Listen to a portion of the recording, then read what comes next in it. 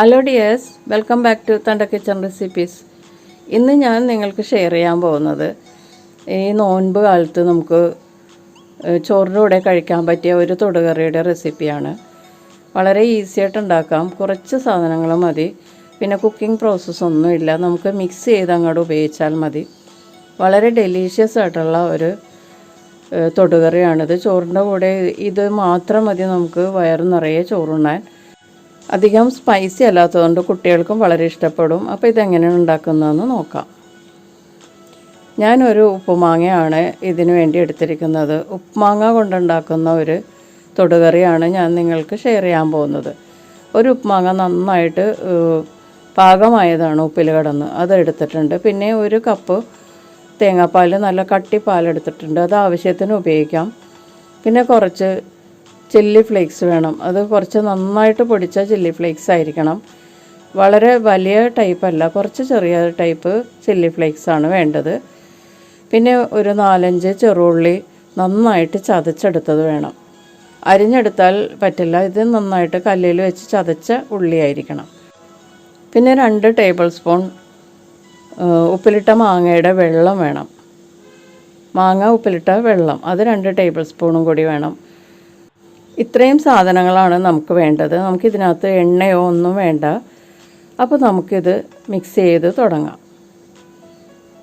അപ്പോൾ ഒരു ബൗളെടുത്ത് വെച്ചിട്ട് ഇതിലേക്ക് നമ്മൾ ചതച്ച് വെച്ചിരിക്കുന്ന ഉള്ളി ആദ്യം ഇതിലേക്ക് ചേർത്ത് കൊടുക്കാം.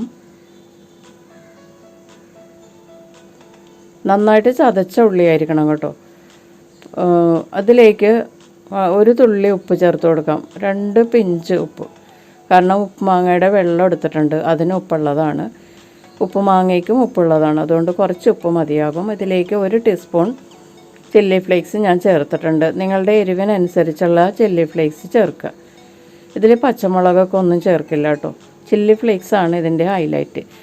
എന്നിട്ട് ഇത് നന്നായിട്ട് കൈകൊണ്ട് തിരുമ്മി യോജിപ്പിക്കുക. നന്നായിട്ട്, അപ്പോൾ ഉള്ളിയൊക്കെ ചതച്ചത് നന്നായിട്ടൊന്ന് സോഫ്റ്റ് ആവും. അതിനുശേഷം ഇതിലേക്ക് എടുത്തു വെച്ചിരിക്കുന്ന ഉപ്പുമാങ്ങയുടെ വെള്ളം ചേർത്ത് കൊടുക്കുക. എന്നിട്ട് വീണ്ടും ഇത് നന്നായിട്ട് ആ വെള്ളവുമായിട്ട് മിക്സ് ചെയ്യുക.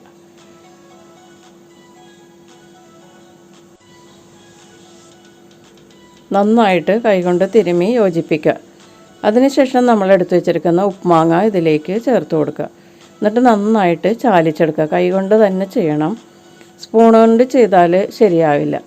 കൈകൊണ്ട് തന്നെ നന്നായിട്ട് ഇത് ചാലിച്ചെടുക്കുക. ഈ ഉള്ളിയും ചില്ലി ഫ്ലേക്സൊക്കെ ചേർത്തിട്ടില്ലേ, അതിൻ്റെ കൂടെ നന്നായിട്ട് ചാലിച്ച് യോജിപ്പിച്ചെടുക്കുക.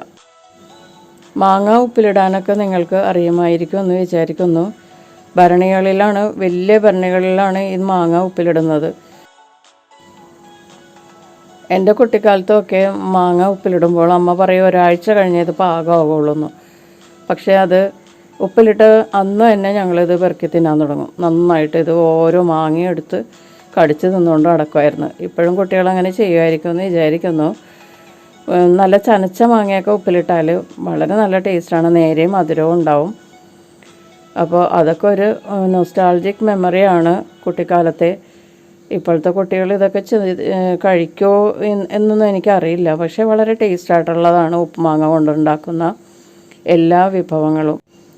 ഉപ്പുമാങ്ങയിൽ ഇതുപോലെ ഉള്ളിയും മുളക് പൊടിയും ഒക്കെ ഇട്ട് നന്നായിട്ട് ചാലിച്ചെടുത്തിട്ട് നിറയെ വെളിച്ചെണ്ണ ഒഴിച്ച് കുഴച്ചെടുത്തിട്ട് കഴിച്ചാൽ വളരെ നല്ലൊരു തൊടുകറിയാണ് ചോറിൻ്റെ സൈഡിൽ വെച്ച് കഴിക്കാനായിട്ട്.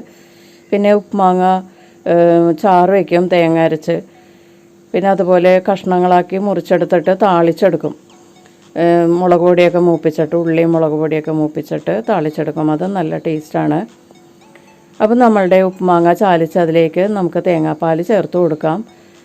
തേങ്ങാപ്പാൽ നിങ്ങളുടെ ലൂസിനനുസരിച്ച് കൂടുതലോ കുറവോ ചേർക്കാം. നല്ല കട്ടിയിൽ വേണമെന്നുണ്ടെങ്കിൽ കുറച്ച് തേങ്ങാപ്പാൽ ചേർത്താൽ മതിയാകും. ഇപ്പോൾ ഇതുപോലെ വേണമെങ്കിൽ എടുക്കാം. ഇതാകുമ്പോൾ നമുക്ക് ചോറിൻ്റെ അരികിൽ ഒരു സൈഡ് ഡിഷ് പോലെ വെച്ച് കൊടുക്കാം. ഞാനിത് കുറച്ചുകൂടി ലൂസാക്കാൻ പോവുകയാണ് തേങ്ങാപ്പാൽ ചേർത്ത്. അപ്പോൾ കുറച്ചുകൂടി ലൂസായിട്ട് നമുക്ക് ചോറിൽ കുഴച്ച് തിന്നാൻ ചെയ്യാം. സൈഡ് ഡിഷായിട്ടും ഉപയോഗിക്കാം. നന്നായിട്ട് കുഴച്ചെടുത്തിട്ട് ഈ സമയത്ത് നമുക്ക് ഉപ്പ് നോക്കാം. നിങ്ങളുടെ പാകത്തിനുള്ള ഉപ്പാണോ എന്ന് ചെക്ക് ചെയ്യാം. പോരെങ്കിൽ നമുക്ക് കുറച്ച് ഉപ്പ് ചേർത്ത് കൊടുക്കാം. ഉപ്പുമാങ്ങ വെള്ളം ചേർക്കാം, പക്ഷേ കുറേ ലൂസായി പോകും ഉപ്പുമാങ്ങ വെള്ളം ചേർത്താൽ. തേങ്ങാപ്പാൽ ചേർക്കുന്നതാണ് കൂടുതൽ ടേസ്റ്റ്. അപ്പോൾ ഉപ്പുമാങ്ങ നന്നായിട്ട് കുഴച്ച് തേങ്ങാപ്പാലിൽ എടുത്തിട്ടുണ്ട്. ഞാൻ ഇത്രയുമേ പാലൊഴിക്കുന്നുള്ളൂ, ബാക്കി പാൽ നമുക്ക് വേറെ എന്തെങ്കിലും ആവശ്യത്തിന് ഉപയോഗിക്കാം. അപ്പോൾ നമ്മുടെ ഉപ്പുമാങ്ങ പാൽ റെഡി ആയിട്ടുണ്ട്. ഇതിലേക്ക് നമുക്ക് കുറച്ച് പച്ചവേപ്പില ചേർത്ത് കൊടുക്കാം. ഇത് ഓപ്ഷണലാണ് കേട്ടോ.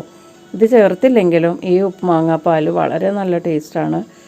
ചോറിൻ്റെ കൂടെ കഴിക്കാൻ ഇത്രയും നല്ലൊരു തൊടുകറി വേറെ ഇല്ല. കുട്ടികൾക്കൊക്കെ വളരെ ഇഷ്ടപ്പെടും. എരിവ് അതനുസരിച്ച് നമ്മൾ ചേർത്താൽ മതിയാകും. അപ്പം നമുക്കിതൊരു സെർവിങ് പ്ലേറ്റിലോട്ട് മാറ്റാം.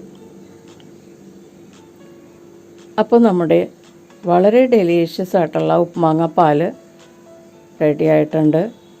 കണ്ടില്ലേ, നല്ല ക്രീമി ആയിട്ടാണ് ഇരിക്കുന്നത്.